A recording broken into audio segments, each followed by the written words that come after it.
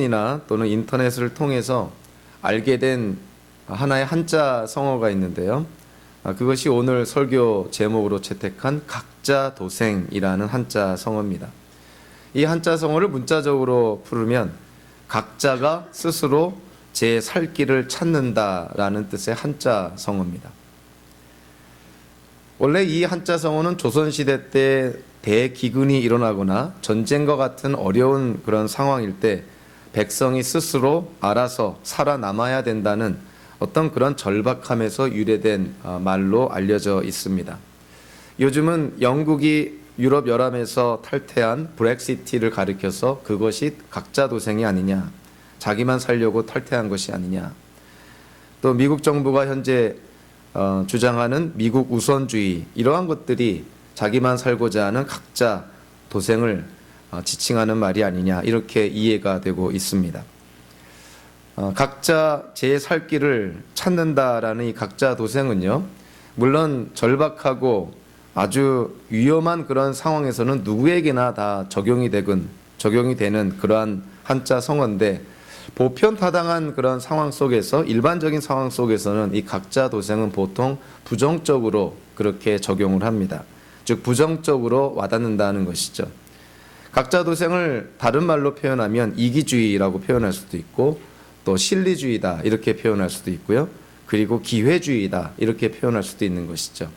그래서 이 각자 도생은 어떤 면에서는 현대인의 성향을 가장 잘 나타내는 한자 성어가 아닌가 그렇게 생각을 합니다. 한편 이 각자 도생을 기독교계에 적용을 하면 현대교회의 아주 치부 중에 하나라고 할 수 있는 것이 개교회주의인데요.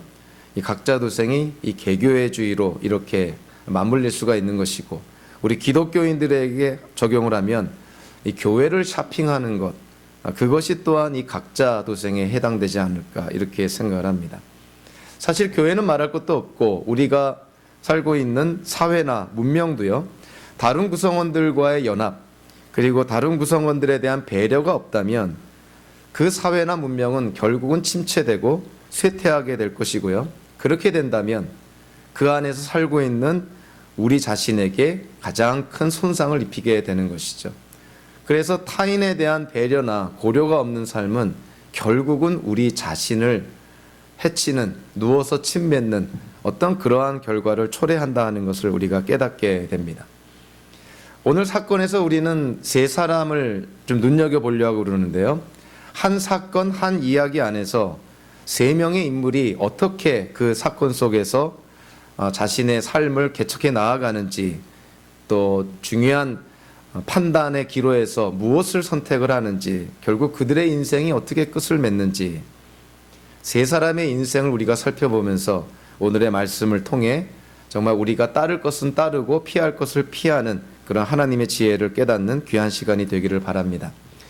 우리가 읽지는 않았지만요, 우리가 지난 주일에 읽었기 때문에 오늘은 생략을 했는데 6절부터 21절까지 그 본문에 나오는 핵심 인물은 북쪽 이스라엘 왕국의 군대 사령관인 아브넬이라 이렇게 볼 수가 있습니다.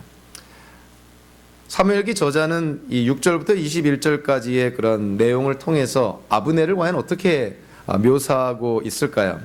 한마디로 그는 극도의 기회주의자다 이렇게 볼 수가 있습니다.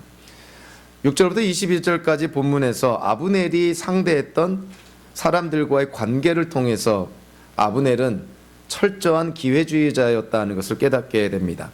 자, 무엇보다도 6절부터 11절까지 아브넬과 북쪽 이스라엘 왕국의 왕인 이스보셋과의 관계를 보면 이스보셋을 왕으로 옹립한 사람이 아브넬이었죠.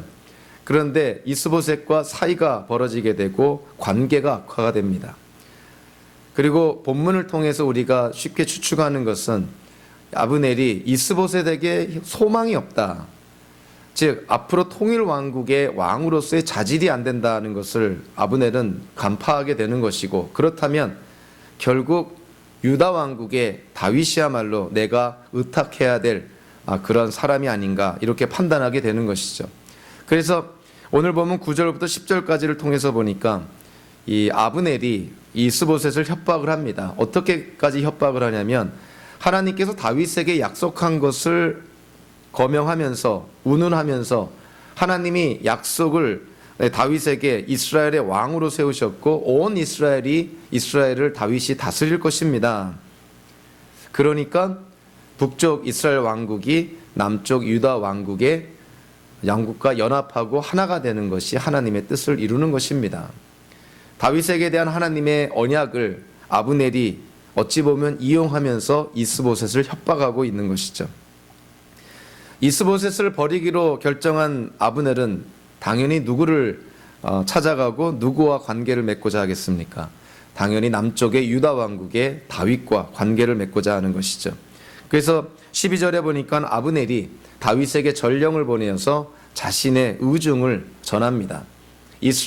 북쪽 이스라엘 11개 지파로 구성된 이스라엘 왕국을 당신에게 주겠습니다. 당신에게 넘기겠다는 것이죠. 자, 그러한 아브넬의 제안에 다윗이 흔쾌히 수락을 하고요. 그래서 결국 아브넬은 20절부터 21절까지를 통해서 보니까 자기 수하 20명의 군인들을 데리고 남쪽 유다 왕국의 수도인 헤브론을 방문하게 되어서 다윗과 언약을 맺게 됩니다. 아브넬이 혼자서 망명을 한다면 그거는 아주 쉬운 일인데 아브넬은 혼자 망명하는 것이 아니라 북쪽의 이스라엘 왕국 전체를, 즉 11개 지파를 지금 다윗에게 넘겨주겠다는 것이죠. 그러면 아브넬이 아무리 실권자이지만 11개 지파를 설득을 해야 됩니다. 이스라엘은 국가의 위기 상황에서는 12개 지파가 하나로 뭉쳐서 하나의 그런 어떤 연합체, 공동체의 어떤 성격을 띠고 있지만 보통 때는 지파의 성격이 훨씬 더 강했던 것이죠. 그래서 비록 11개 지파가 하나의 왕국을 구성하고 있지만 그 11개 지파 하나하나를 아브넬이 다 설득을 해야 되는 것이죠. 그래서 오늘 17절부터 19절까지를 통해서 보니까 아브넬이 이스라엘의 지도자들을 만납니다. 그리고 나서 다윗과 맺은 그 언약들, 미략들, 그런 것들을 알려주면서 우리가 다윗에게 가야 되지 않느냐. 그러면서 18절에 보니까 아브넬이 무엇을 인용을 하냐면요. 18절에 이렇게 말합니다. 주님께서 이미 다윗을 두고 내가 나의 종 다윗을 시켜서 나의 백성 이스라엘을 블레셋 사람의 지배와 모든 원수의 지배에서 구하여 내겠다 하고 약속하여 주셨기 때문입니다.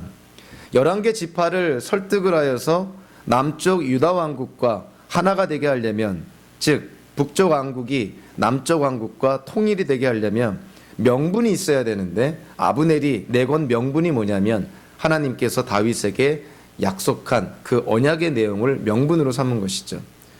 우리가 다윗왕 밑으로 들어가는 것이 그것이 하나님의 뜻을 따르는 것이다. 이렇게 명분을 내세워서 설득을 합니다.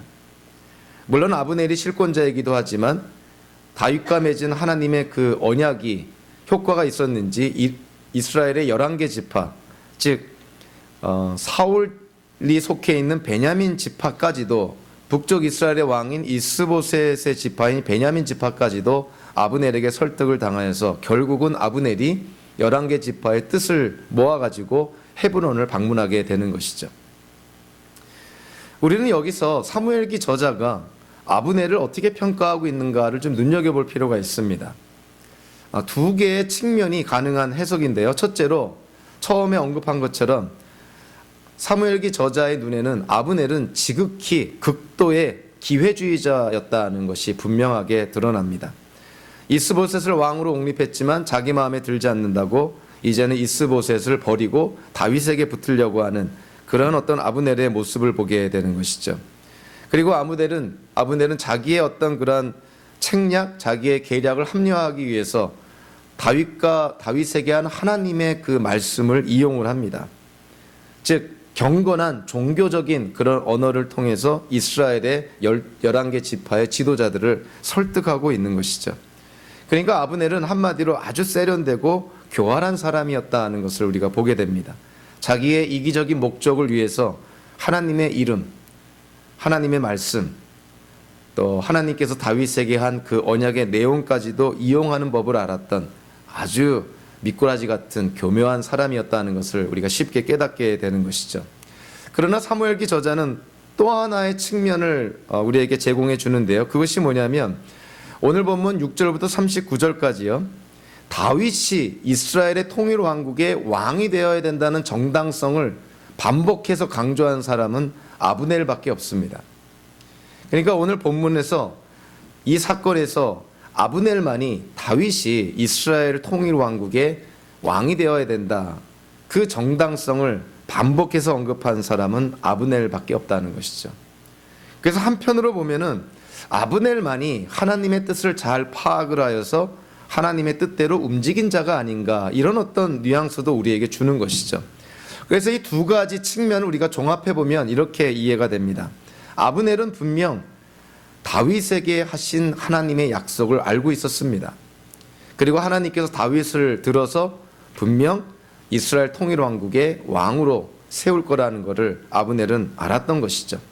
하나님의 뜻, 하나님의 계획, 그리고 하나님의 그 이스라엘 백성을 향한 그 하나님께서 이루시고자 하는 일들, 이 아브넬은 분명히 알았던 것이죠. 그는 지식은 갖고 있었지만, 하나님의 계시는 알았지만, 하나님의 뜻과 계획도 알았지만, 아브넬은 하나님께 순종을 하지는 않았다는 것이죠.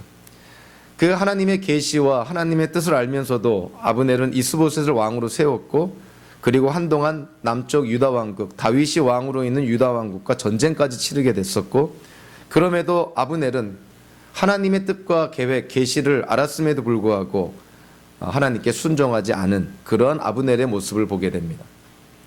그가 결국 나중에 다윗을 쫓는 것은 그의 상황이 좋지 않아서 그런 거지, 하나님의 약속과 계시를 믿고 순종하려는 마음에서 나온 것은 아니라는 것이죠.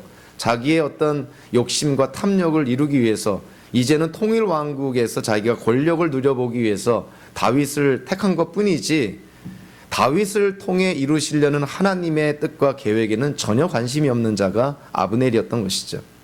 그래서 아브넬은 현대적으로 표현하면 실천적 무신론자를 상징하는 그러한 인물이다, 이렇게 봅니다. 지식적으로는 하나님의 하나님 되심을 인정하고, 지식적으로는 하나님에 대한 지식이 있지만, 실천적인 측면에서는 마치 하나님을 모르는 무신론자와 같은 삶.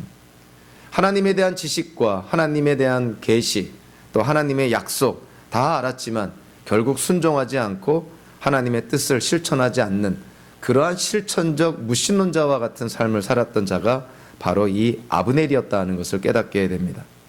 사도 바울도요, 디도서에 보면 디도가 사역을 했던 크레타 섬의 주민들에 대해서 이렇게 언급을 합니다. 그 디도서 1장 16절에서요, 사도 바울이 이렇게 크레타 사람들을 묘사합니다. 그들은 입으로는 하나님을 안다고 말하지만 행동으로는 부인하고 있습니다. 그들은 가증하고 완고한 자들이어서 전혀 선한 일을 하지 못합니다. 자, 그들을 어떻게 사도 바울이 묘사하고 있냐면, 그들의 입으로는 하나님을 안다는 것이죠. 입으로는 신앙 고백한다는 것이죠. 그러나 그들의 행동은 그들의 하나님을 부인하고 있다. 입으로는 신앙 고백하고 있지만 그들의 삶은 전혀 믿는 자, 신앙인의 삶을 살고 있지 않다는 것이죠. 얼마나 끔찍한 그런 평가입니까? 우리는 언뜻 입으로 신앙 고백하면 당연히 하나님의 백성이고 구원받은 자이고 또 하나님의 자녀라고 생각을 하지만, 사도 바울의 평가는 전혀 다른 것이죠. 그들이 비록 입으로 고백했다고 하지만 그들의 행동과 삶이 그거를 증거하지 못하고 그거를 증명하지 못한다면, 신앙 고백의 열매가 삶 속에 나타나지 않는다면 그들은 행동으로는 하나님을 부인하는 무신론자가 아니냐, 이렇게 지금 사도 바울이 그들을 꾸짖고 있는 것이죠. 아브넬이 바로 이와 같은 사람이었다고 봅니다. 하나님에 대한 지식도 있었고, 다윗에게 하나님께서 하신 약속의 내용도 알고 있었고, 결국 하나님께서 다윗을 통해서 이스라엘의 통일 왕국을 이끌어 가신다는 사실을 알았음에도 불구하고 아브넬은 하나님께 순종하지 않고 하나님의 뜻을 따르지 않았다는 것이죠.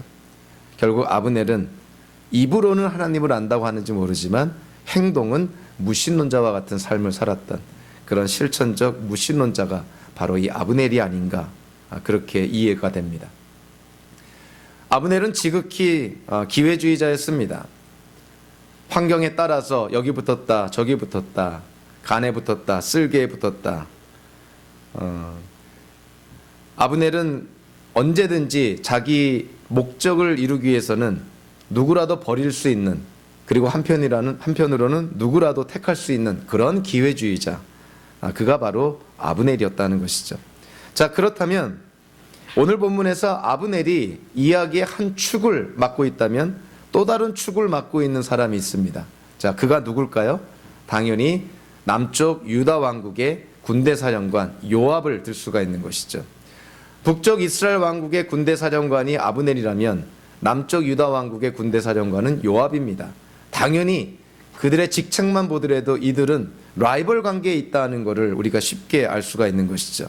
그래서 오늘 본문에서 요압이 어떤 사람인가 우리가 한번 좀 살펴볼 필요가 있습니다.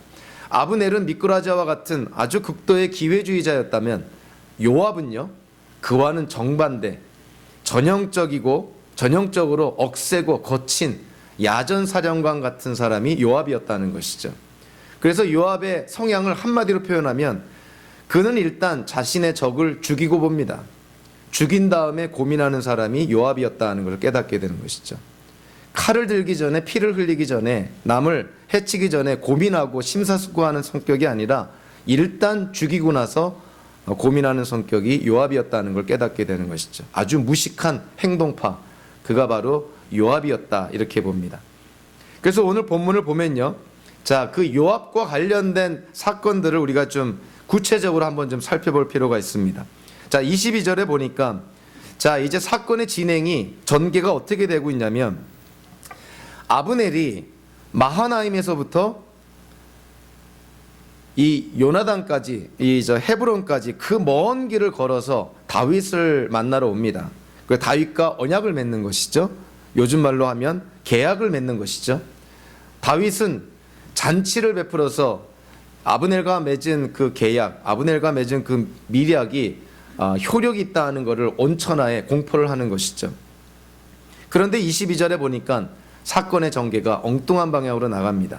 자, 22절에 어떤 내용이 있냐면, 아브넬이 헤브론을 방문하고 있을 때 요압이 헤브론에 없었다는 사실을 강조합니다. 그러니까 아브넬이 그의 부하 20명과 함께 다윗을 방문하러 헤브론을 찾았을 때 요압과 그의 부하들, 즉 군 지휘관들이 다른 성읍이나 다른 지역을 습격하러 나가는 통에 그 자리에 없었다는 것이죠. 그래서 다윗이 이 아브넬과 언약을 맺고 잔치를 베풀었던 것입니다. 그래서 21절에 보니까 다윗이 아브넬을 평안히 떠나보냈다. 해를 끼치지 않고 아주 좋은 마음으로 이 아브넬을 떠나보냈다는 것이죠.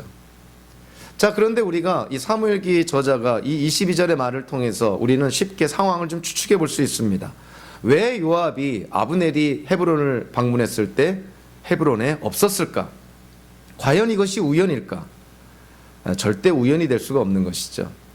자, 다윗의 입장에서는 지금 요압과 아브넬의 관계를 잘 알고 있습니다. 오늘 본문에서도 반복해서 나오는데 전쟁 중에 아브넬이 요압의 동생을 죽입니다. 그러니까 요압은 지금 아브넬이 원수고, 그리고 적군의 대장이고, 같은 무인들이고 장군들이고, 그러니까 요압이 헤브론에 있다가는 이 아브넬과 맺는 그 계약이라든가 언약, 이것이 굉장히 성사되기가 어렵다고 판단한 것이죠. 그래서 어떤 의미로 보면 다윗이 요압을 그 자리에서 배제시켜버린 것입니다. 그래서 요압과 그의 지휘관들을 명령을 내려서 다른 지역, 다른 성읍을 습격하게 내보냈다, 이렇게 이해가 되는 것이죠. 그래서 22절에 보니까 요압이 돌아올 때 헤브론에는 이미 아브넬이 없었다. 아브넬이 다윗과 밀약을 맺고 잔치까지 다 끝난 다음에 평안히 마하나임을 향해서 떠났다는 것이죠. 모든 것이 잘 맺어진 것입니다. 자, 23절 한번 볼까요? 자, 사건의 전환이 일어나게 되는데 23절에 보니까 요압이 헤브론에 돌아오니까 군인 중에 한 명이 이 요압에게 보고합니다. 넬의 아들 아브넬이 임금님을 찾아왔는데 임금님이 그를 그냥 보내셔서 그가 무사하게 이곳을 떠나갔습니다. 언뜻 보면 그냥 객관적인 보고서 같죠. 그러나 가만히 보면 이 보고는 객관적인 보고서가 아니라 지금 헤브론에서 일어난 일에 대한 일종의 평가가 담겨 있는 보고서입니다. 좀 쉽게 풀으면, 아니 글쎄 다윗 왕이 이 북쪽 이스라엘 왕국의 그 아브넬 군대 사령관이 왔는데 그를 그냥 해를 끼치지 않고 그를 뭐 박해하거나 어떤 해를 끼치지 않고 그냥 무사하게 보냈습니다. 그러니까 어떻게 이런 일이 일어났는지 모르겠습니다. 이런 형태의 보고인 것이죠. 자, 요압이 그 보고를 딱 들으면서 그의 마음이 뒤집어지는 것이죠. 아니 어떻게 적군의 대장이 왔는데 다윗 왕이 그를 왜 그냥 돌려보내는 것인가? 인질로 삼아서 뭔가를 얻어내던가 뭔가 행동을 취했어야 되는데 왜 내가 없는 사이에 이 아브넬을 그냥 돌려보내는 것인가? 22절과 23절에 공통적으로 사용된 표현이 하나 있는데요. 무사하게라고 표현된 것입니다. 21절 마지막에 그가 즉 아브넬이 평안히 떠나갔다 했을 때 그 평안이라는 말과 같은 단어입니다. 그러니까 같은 히브리어 단어를 번역만 달리한 것이죠. 그래서 이 히브리어 단어가 뭐냐면 부샬롬이라는 단어인데 샬롬이라는 단어에서 온 것이죠. 그러니까 아브넬이 헤브론을 떠나서 마하나임으로 다시 돌아갈 때 그가 22절과 23절 표현대로 무사하게 갔다 하고 그러면 목숨이나 겨우 부지해서 목숨을 겨우 연명해서 이렇게 도망가듯 갔나 이렇게 생각할 수 있는데 원어적으로 보면 그렇지 않습니다. 샬롬, 평안하게 갔다는 거예요. 그러니까 다윗이 아브넬을 환대하고 그에게 전혀 해를 끼치지 않고 안전하게 편안하게 마하나임으로 갈 수 있도록 그렇게 배려했다는 것입니다. 그 소식을 요압이 듣는 것이죠. 요압의 입장에서는 속이 뒤집어지는 것이죠. 자기 동생을 죽인 철천지 원수가 헤브론까지 왔는데 왜 왕이 그를 평안히 보내는 것일까? 이해가 안 되는 것이죠. 요압이 아까 어떠한 성향의 사람이라 그랬습니까? 전형적인 거칠고 억센 야전 사령관 같다 그랬죠. 일단 일을 저지르고 보는 행동파라 그랬죠. 생각이 짧은 사람입니다. 자기가 보기에 자기의 적이라 그러면 살려두질 않는 것이죠. 그래서 오늘 이 본문을 통해서 보니까 이 헤브론에서 아브넬이 떠났다는 소식을 듣고요. 이 요압이 자기 군인들을 보내어서 아브넬을 잡아오게 합니다.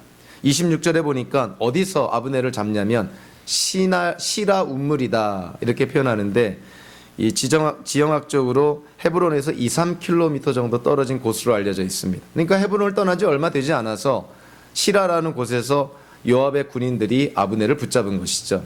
그래서 아브넬을 데리고 다시 헤브론으로 왔는데 그 헤브론으로 온 아브넬을 요압이 직접 칼로 찔러서 죽인 것입니다. 자, 요압이 왜 아브넬을 그렇게까지 다윗 모르게 어찌 보면 다윗 왕의 명령을 어기면서까지 아브넬을 죽여야만 했을까? 거기에는 두 가지 이유가 있습니다. 사무엘기 저자는 첫 번째 이유를 아주 명시하는데요. 그것은 이 아브넬이 요압의 동생을 죽였기 때문이라는 것이죠. 그러나 그 이유가 전부는 아니라는 걸 깨닫게 됩니다. 왜냐하면 아브넬이 온 이유는 이스라엘 왕국과 유다 왕국을 지금 통일시키는 역할을 하는 것이죠. 그래서 만약에 아브넬이 계획한 대로 북쪽과 남쪽이 하나가 되어서 통일 왕국이 된다면 그 통일 왕국의 가장 1등 공신이 누가 될 것 같습니까? 당연히 아브넬이 되겠죠. 그러면 그 통일 왕국의 왕으로 올랐을 다윗 입장에서는 당연히 아브넬을 중용할 수밖에 없는 것이죠. 중요한 자리에 아브넬을 앉히겠죠.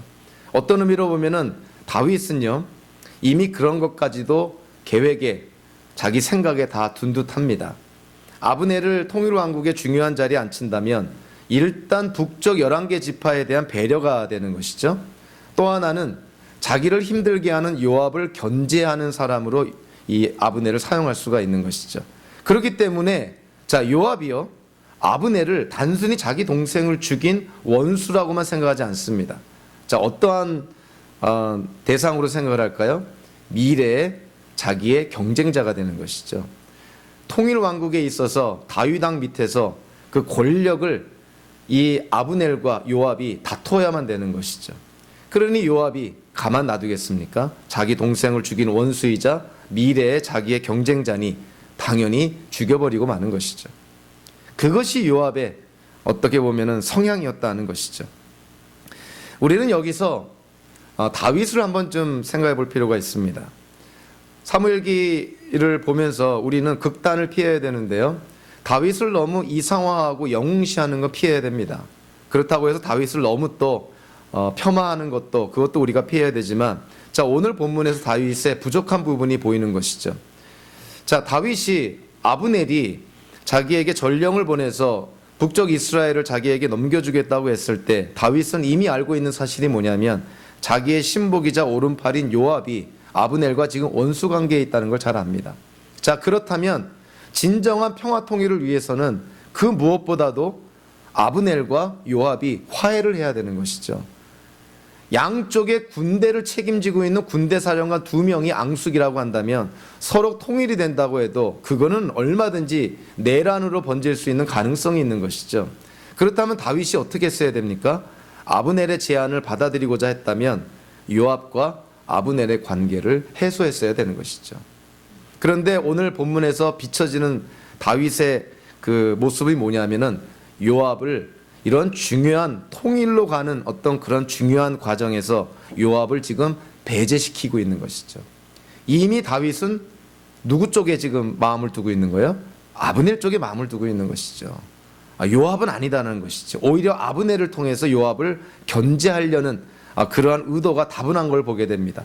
왜냐하면 오늘 보면 39절을 보니까, 마지막 절을 보니까 다윗이 왜 요압을 징계하지 못했냐면 유다 왕국에서 요압의 실권이, 권력이 너무 크기 때문이라는 거예요. 왕은 난데 실질적으로 유다를 지금 휘어잡는 자가 요압이라는 것이죠. 그러니까 그만큼 이미 요압이 남쪽 유다 왕국에서 실권을 쥐고 있다는 것이죠. 그러다 보니까 다윗의 입장에서는 통일이 되면 아브넬을 통해서 요압을 견제하려는 그러한 마음이 다분했다는 걸 깨닫게 되는 것이죠. 그러다 보니까 이 헤브론에서 이 다윗과 아브넬이 중요한 어떤 밀약을 맺을 때, 언약을 맺을 때 요압을 배제시킨 것입니다. 요압이 아무리 군인이긴 하지만 그 정도 머리는 다 돌아가는 것이죠. 다윗이 나 대신 아브넬을 지금 나중에 중요한 자리에 세워서 어떤 그 통일 왕국을 함께 이끌어 가려고 하는 거구나. 그러니까 이 요압의 입장에서는 이 아브넬은 이런저런 이유로 살려둬서는 안 되는 인물이 된 것이죠. 그래서 왕의 명령, 왕의 뜻을 거역함에도 불구하고 요압은 자기 손으로 직접 아브넬을 죽입니다. 우리는 여기서요 또 하나 중요한 사실을 깨닫게 되는데, 자, 다윗이 아브넬이 헤브론에서 요압에 의해서 암살당했다는 소식을 들었을 때 28절과 29절에 보니까 엄청난 저주의 메시지를 합니다. 나와 나의 나라는 아브넬의 죽임과 관계가 없다. 오히려 모든 죄가 요압의 머리에, 그 집안에 들어갈 것이고 그 집안에 비극적인 일들이 계속 일어나게 될 것이다. 이런 어떤 저주를 쏟아붓는 것이죠. 자, 여기에 대해서요 우리가 생각해 봐야 될 것이, 지금 요압이 아브넬을 죽인 장소가 어디냐면 헤브론이라는 성읍이죠. 헤브론이 역사적으로 어떠한 성읍이냐면 여호수아가 가나안 땅을 점령을 했을 때 요단강 동편에 3개, 그리고 요단강 서편에 3개, 도합 6개의 도피성을 둡니다. 이 도피성의 그 목적이 뭐냐면 사람을 고의적으로 죽이지 않았을 때, 즉 의도하지 않게 실수로 사람을 죽였을 때 그 죽임을 당한 어떤 친척들의 복수를 피해서 피할 수 있는 것이 도피성이었죠. 그래서 1급 살인죄가 아니라, 계획된 살인이 아니라 실수로 사람을 죽인 사람들이 피할 수 있는 것이 도피성이었습니다.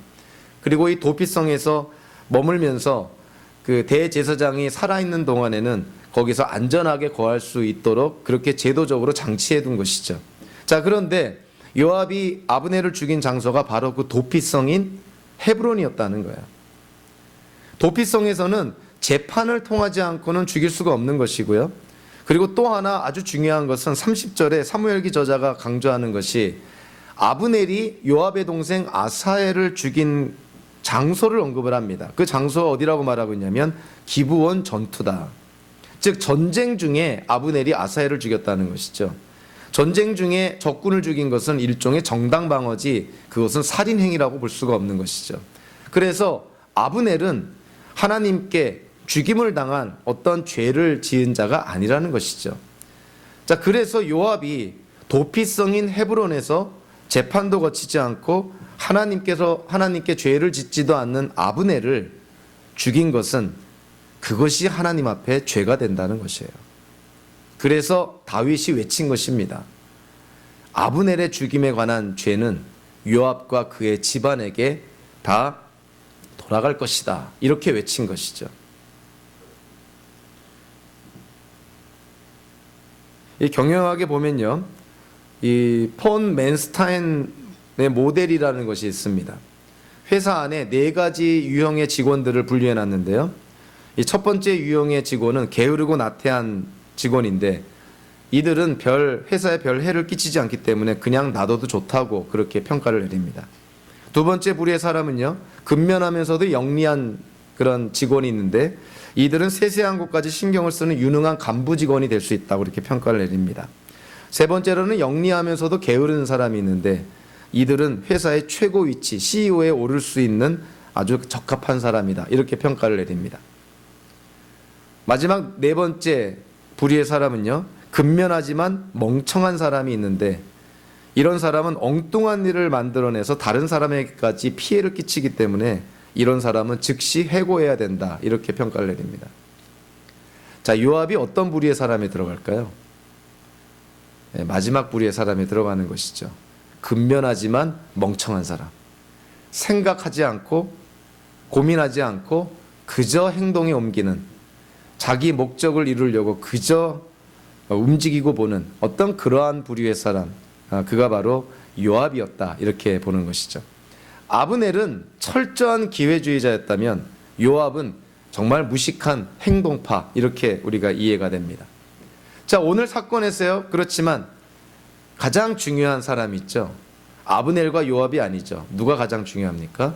당연히 다윗이 제일 중요한 것이죠. 자, 오늘 사건에서 다윗은 어떠한 모습을 보여주고 있는가? 다윗은 과연 정말 하나님의 마음에 합한 자답게 행동하고 있는가? 한번 볼까요? 이미 다윗이 아브넬의 제안을, 이 이스보셋을 버리고 북쪽 이스라엘 왕국을 다윗에게 주겠다는 아브넬의 제안을 하나님께 묻지도 않고 하나님의 뜻을 알아보려고 하지도 않고 덥석 받아들인 것 자체가 하나님 보시기에 옳지 않은 것이죠. 결국 다윗과 아브넬이 함께 계획하고 함께 계략을 세운 일이 결국은 요압에 의해서 산산조각 나는 것 아닙니까? 다윗은 아브넬을 믿었는데 아브넬이 어떻게 된 거예요? 요압에게 죽임을 당한 것이죠. 자, 다윗이 아브넬의 죽음 소식을 들었을 때 다윗의 마음이 어땠을까? 정말 청천벽력 같은 그러한 땅이 꺼지는 그러한 상황에 지금 부딪히게 되는 것이죠. 잠깐 동안이나마 이스라엘이 이제 통일이 되겠구나, 이런 어떤 꿈에 젖었다가 그 자기가 기대했던, 어떻게 보면 의지했던, 하나님보다 더 의지했던 아브넬이 죽으니 이제는 그 꿈이 산산조각 난 것이죠. 요압이 일종의 다 된 밥에 재를 뿌린 그런 꼴이 된 것이죠. 다윗은 더 마음이 급해집니다. 왜냐하면 한번 생각을 해보세요. 북쪽 이스라엘 왕국의 군대 사령관 실권자가 자기의 호위병 20명만 데리고 남쪽 유다 왕국의 헤브론 수도를 방문해서 다윗 왕을 만났는데 거기서 아브넬이 죽은 것입니다. 죽임을 당한 것이죠. 사고로 죽은 것도 아니고 칼에 찔려서 암살을 당했으니, 자, 그렇다면 북쪽에 있는 이스라엘 사람들이 다윗을 어떻게 생각할까요? 화친을 하자고 소수의 군인들만 데리고 헤브론을 방문했는데 다윗이 아브넬을 죽였다. 만약에 이렇게 소식이 전해진다면 이건 통일은 고사하고 다윗은 더 이상 이스라엘에 영향력이 없는 사람이 돼버리는 것이죠. 다윗은 사울을 죽일 수 있는 기회를 2번이나 하나님의 뜻에 따라 살리지 않고 사울을 살려주죠. 나발도 죽일 수 있었지만 아비가일의 지혜로 나발도 살려주죠. 그러니까 다윗은 다윗 그러면 쉽게 피를 흘리지 않는 사람, 어떤 이러한 평판이 나 있을 텐데 지금 그런 개인적인 명예까지도 지금 아브넬이 암살을 당함으로 말미암아 다윗은 뭐 공적인 자리에서뿐만이 아니라 개인적인 명예까지도 크게 위협을 받는 어떤 그러한 진퇴양난에 지금 빠지게 된 것이죠. 그렇다면 다윗이 할 수 있는 최선의 방법이 무엇일까요? 빨리 그 오해를 풀어야 됩니다. 자기가 아브넬을 죽였다는, 다윗이 아브넬을 죽였다는 이런 어떤 루머나 풍문이 또 잘못된 그 왜곡된 소식이 전해지지 않도록 빨리 이 사태를 수습해야 되는 것이죠. 자, 그래서 다윗이 처한 행동이 뭡니까? 자, 오늘 보면 31절부터 37절까지를 보니까 다윗은요, 최선을 다합니다. 말 그대로 할 수 있는 최선을 다합니다. 물론 사무엘기 저자가 다윗의 어떤 이러한 그 행동들, 이러한 어떤 결정들, 또 이러한 언행들을 향하여서 진정성 있는 그러한 모습을 보여줍니다. 아, 다윗은 이것을 그냥 형식적으로, 실리적으로, 그냥 위선적으로 행한 것이 아니라, 아, 정말 다윗이 진정성 있게 이와 같은 걸 했구나. 사무엘기 저자가 그걸 우리에게 보여주긴 합니다. 그럼에도 불구하고요, 인간의 행동은 완벽할 수 없는 것이고 인간의 동기가 완벽하게 선할 수가 없는 것이죠. 비록 다윗이 진정성이 있다 하더라도 이러한 상황 속에서 정치적인 요소가 없을 수가 없고, 그리고 인간적인 요소가 없을 수가 없는 것이죠. 다윗이 처한 행동이 뭡니까? 첫째로 아브넬을 국장을 치러줍니다. 장례를 치러주는데 국가적인 차원에서 장례를 치러주는 것이죠. 정말 국장을 치러줍니다. 한국으로 말하면 서울시청 앞에서 장례가 행해지는 것이죠. 국장을 치러줍니다. 그래서 31절 32절에 보니까 온 백성을 아브넬의 상여 앞에 나아가게 하고 애도하게 하고 다윗도 아브넬의 상여 뒤를 따르면서 애도했다. 국장을 치러줍니다. 32절에 보니까 다윗이요, 아브넬의 무덤 앞에서 통곡하고 목을 놓아 울었다. 이렇게 말합니다. 물론 이거를 좀 도끼 눈을 뜨고 보면 이거 좀 가식적인 행동이 아닌가 이렇게 생각할지 모르지만 사무엘기 저자의 의도는 그렇지 않습니다. 분명히 이 다윗이 사울과 요나단이 죽었을 때에도 조가를 지으면서 애도했던 것처럼 아브넬이 죽었다고 했을 때 다윗이 그의 죽음 앞에, 무덤 앞에 통곡하고 우는 거는, 이거는 진정성 있는 행동이라고 그렇게 묘사하고 있는 것이죠. 국장을 치러주고 모든 백성이 보는 앞에서 아브넬의 죽음 앞에, 무덤 앞에 통곡하고 웁니다. 33절 34절에 보니까 조가를 지어주죠. 아브넬의 죽음을 애도하는 조가를 지어줍니다. 그리고 35절에 보니까 하루 동안 금식까지 합니다. 지금 아브넬이, 지금 죄 없는 아브넬이 죽었는데 내가 어떻게 음식을 먹을 수가 있겠느냐. 그래서 이 다윗은 아브넬을 국장을 치러주고 그의 무덤 앞에 통곡하여 울고 조가를 지어주고 그리고 금식까지 합니다. 특별히 조가의 내용을 보면요, 33절에 어찌하여 어리석은 사람이 죽듯이 그렇게 아브넬이 죽었는가, 이렇게 지금 번역을 하고 있죠. 자, 이거를 그 히브리어 성경으로 직접 번역을 하면 어떻게 되냐면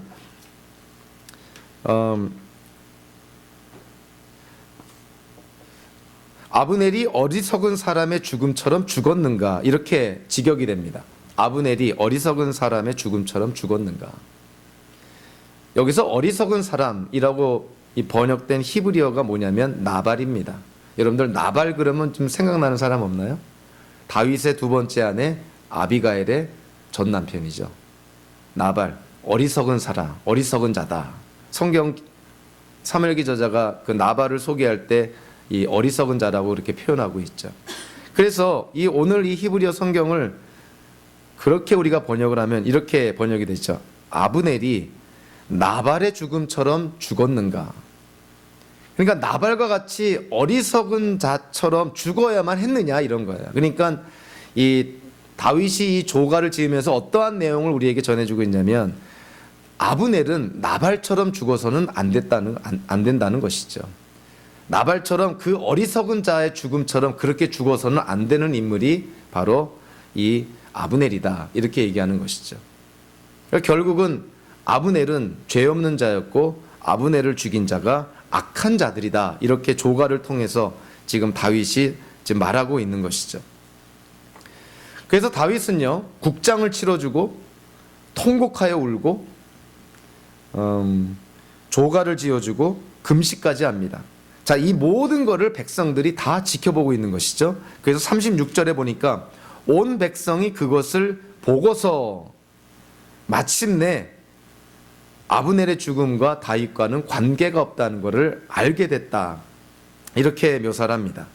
36절에 그것을 보고서 보다라고 번역된 히브리어의 원어의 뜻은 관찰하다, 주목하다라는 뜻입니다. 그러니까 모든 백성이 지금 다윗의 행동을 주목하여 보고 있는 거예요. 관찰하고 있는 거예요. 그러면서 이 일련의 행동들을 통해서 마침내 이스라엘 백성들이 알게 됩니다. 아브넬의 죽음은 다윗과 관계가 없는 거구나. 다윗이 죽인 것이 아니구나. 이거를 이스라엘 백성들이 깨닫게 됐다는 것이죠. 결국 다윗은요, 요압이 아브넬을 죽임으로 말미암아 절대절명의 위기에 떨어지게 되는데 그 위기 상황을 전환시켜 가지고요, 전화위복으로 만들어서 기회로 삼습니다. 결국 이 사건을 통해서 모든 이스라엘 민족이 다윗에게로 지금 마음이 돌려지게 되는 것이죠. 더군다나 결론적이긴 하지만 북이스라엘과 남유다가 통일을 해야 될 때 북이스라엘 왕국의 실권자 2명의 문제가 가장 컸는데 2명 중에 1명인 아브넬이 오늘의 사건에서 요압에 의해서 죽임을 당하게 된 것이죠. 그러니까 이스라엘 왕국을 떠받들고 있는 두 축 가운데 하나가 지금 해결이 된 것입니다. 어찌 보면은 이스라엘 왕국의 실권자가 죽었으니 이제 통일 왕국으로 가는 길은 순탄한 길이 남아 있는 것이죠. 자, 그래서 오늘 이 본문을 통해서 우리가 깨닫게 되는 것이 이런 이스라엘 역사 속에서 통일 왕국으로 가는 이런 중요한 사건 속에서 3명의 인물들, 3명의 중요한 사람들의 그 모습들이 제각기 나타나는 것이죠. 한편으로 이들의 입장에서 보면 이들이 이러한 아주 중요한 이스라엘의 그런 어떤 역사적인 단계에서 자기가 살고자 나름대로 결정하고 판단하고 행동합니다. 우리가 만약에 이 상황에 있었다면 우리도 마찬가지 아니었을까? 우리 살려고 소위 말하는 각자 도생하지 않았을까? 우리도 우리 나름대로 선택하고 나름대로 우리에게 최선인 것을 우리가 택하여 행동하지 않았을까? 아브넬이 그랬습니다. 요압도 그랬고요. 다윗도 그랬습니다. 이들 각자 다 자기 살자고 나름대로 노력한 것이죠. 우리는 성경을 읽다 보면 오늘 본문처럼 성경에 굳이 이런 내용까지 기록을 했어야 될까? 하나님께서 왜 이런 내용을 성경에 남겨두셨을까? 좀 은혜롭고 덕이 되고 본이 되고 우리가 조금 그래도 좀 읽으면은 좀 흐뭇해하는 그런 좋은 이야기들만 좀 기록에 남으시지 왜 이런 볼상스러운 정말 전혀 본이 안 되는 우리에게 경고나 되는 어떠한 이러한 일들을 성경은 기록에 남겼을까? 그런 어떤 의심이 들 수가 있습니다. 실제로 성경을 읽다가 특별히 구약 성경을 읽다가 구약에 나오는 수많은 그런 비극적인 일들, 살인, 피 흘림, 전쟁, 또 하나님의 징계로 죽임을 당하는 그 많은 사건들을 보면서 성경을 읽다가 성경을 덮는 사람들도 많죠. 도저히 못 읽겠다는 것이죠. 그러나 우리가 놓치지 말아야 될 것이 있습니다. 성경에서 우리에게 주는 하나님의 진리, 하나님의 가르침, 우리가 이 땅을 살 때 붙잡아야 될 진실은 바로 그와 같은 상황 속에서 우리에게 주어지고 있다는 것이죠. 현실을 떠난 하나님의 진리는 없다는 것입니다. 현재의 상황을 벗어난 어떤 이상적인 사회 세계에서 주어지는 하나님의 진리가 아니라 우리가 살고 있는 이런 복잡다단한 정말 어렵고 힘든 어떤 때는 비극적이고 진짜 절망할 수밖에 없는 그러한 상황 속에서 하나님의 진리가 우리에게 주어지고 있다는 것이죠. 자, 오늘 본문도 보면요, 다윗의 인생 속에서 아브넬과 요압을 안 만났으면 얼마나 좋을까. 우리는 이전에 요나단과 아비가일과 사무엘과 아히멜렉과 같은 좋은 사람들만 만나고 그들과 같이 힘을 합쳐서 하나님의 나라를 이끌어가면 얼마나 좋을까. 그러나 다윗의 인생 속에는 그런 좋은 사람들뿐만이 아니라 아브넬과 요압과 같은 정말 만나지 말았어야 될 사람들도 있는 것이죠. 저와 여러분들의 인생도 좋은 사람도 만나지만 아브넬과 요압과 같은 만나지 말았어야 될 사람들도 우리는 만나게 됩니다. 그렇게 우리는 인생을 살아가는 것이죠. 우리의 삶의 단계도 보면 이런 일은 좀 안 겪었으면, 이런 상황은 좀 없었으면 하는 그러한 힘든 상황과 어려운 상황도 우리는 만나게 되는 것이죠. 놀라운 것은 그러한 상황과 그런 어려운 환경 속에서도 우리를 향한 하나님의 선하신 뜻은 절대 변치 않는다는 것입니다. 이스라엘의 역사 속에서 정말 아브넬과 요압과 다윗이 그러한 상황 속에서 자기 혼자 살자고 아둥바둥 됐지만 결국 그 모든 과정을 합력하여서 하나님은 하나님의 뜻과 계획을 이루어 나가신다는 것이에요. 예를 들면 그와 같은 것이죠. 우리의 인생을 정말 우리 이 사회, 이 세상 전체를 하나의 큰 배라고 생각한다면 배 안에 수많은 그 여행객들이 있습니다. 그 안에서 각각의 사람들은 자기 나름대로 선택하고 판단하고 결정하고 행동을 하겠죠. 그러나 그 배는 어디로 가겠어요? 정해진 목적지를 향해서 가는 것이죠. 아브넬, 요압, 다윗의 인생, 각자 살고자 스스로 찾아 헤맸던 인생이죠. 그러나 그 모든 인생을 하나님이 합력하여서 결국은 다윗을 통해 이루실 하나님의 뜻을 하나님은 이루어 나가신다는 것입니다. 사도 바울이 빌립보 교인들에게 격려하는 편지를 보내죠. 여러분 안에서 하나님께서 어떠한 일을 시작하셨다면 하나님께서 그 일을 반드시 이루시고 성취하십니다. 빌립보서 1장 6절에서 선한 일을 여러분 가운데서 시작하신 분께서 그리스도 예수의 날까지 그 일을 완성하시리라고 나는 확신합니다. 우리가 어떠한 상황, 어떠한 사람을 만나서 어떠한 힘든 문제 때문에 어떠한 인생을 살든 간에 예수 그리스도를 믿고 구원받은 모든 기독교인 성도들은 우리를 향한 하나님의 그 놀라우신 계획이 우리의 인생 속에서 반드시 이루어지고 성취된다는 것이죠. 저와 여러분들의 인생을 향한 하나님의 선한 계획이 있습니다. 그것이 믿는 자들의 하나님의 자녀의 확신인 것이죠. 우리의 인생은 우리 것이 아니라 우리 안에 계신 예수님께 속한 것이고 하나님께서 우리 인생에 대한 분명 선한 계획이 있으시다는 것이죠. 그리고 그 선한 계획은 서로 우리가 꾸불탕 업앤다운이 있다 하더라도 결국 하나님의 선한 계획은 이루어지고 성취된다는 것입니다.